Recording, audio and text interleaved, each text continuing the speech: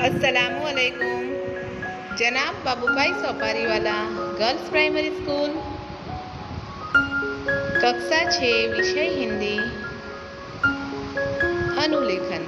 बच्चों, आज हम निबंध में अनुलेखन करेंगे। तो पहले हम समझे अनुलेखन को।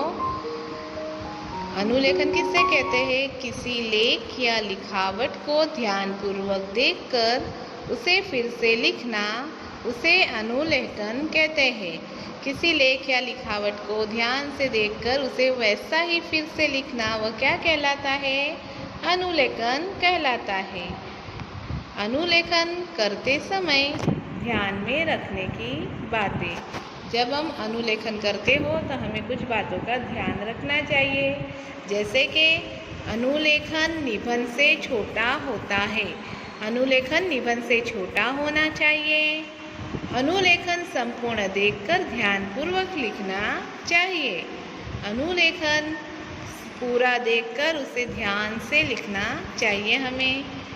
अनुलेखन लिखते समय कौन से चिन्हों का उपयोग कहाँ होता है, यह खास ध्यान देना चाहिए। जब हम अनुलेखन लिखते हो उस समय जो चिन्ह कहाँ आते हैं वो हमें खास ध्यान रखना चाहिए। अनुलेखन का महत्व।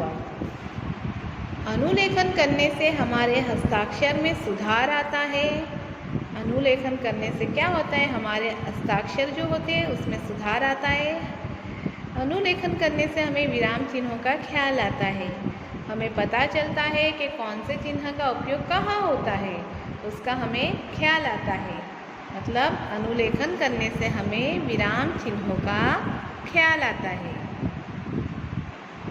बच्चों, पहले हमें 100 पाने की हिंदी की निबंध की बुक बनानी है और उसमें हम अनुलेखन लिखेंगे, जिसमें हमें पहले लिखना है अनुक्रमणिका। उसके बाद हम इस तरह लिखेंगे क्रम, दिनांक, विषय, गुण ने सही। फिर से देखें, क्रम, दिनांक, विषय, गुण, सही। आज हम लिखने वाले हैं तो हमारा क्रम कौन सा आएगा?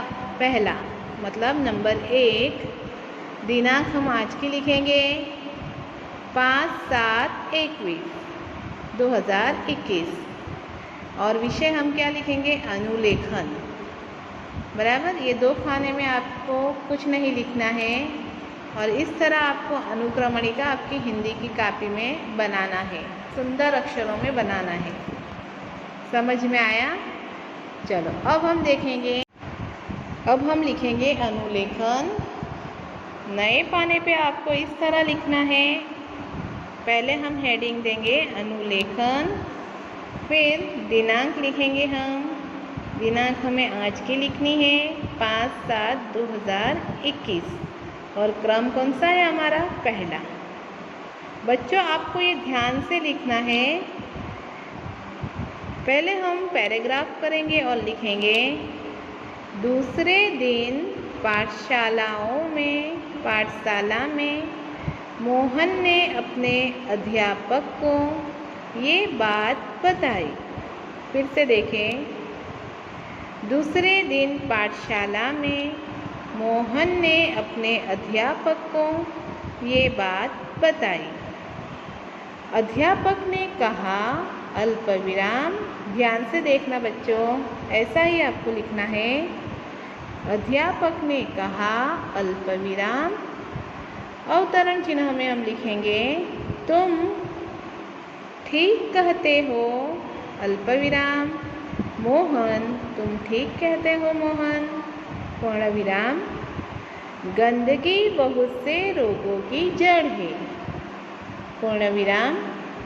गंदगी बहुत से रोगों की जड़ है। नगर पालिका का काम नगर को स्वच्छ रखना है। अल्पविराम।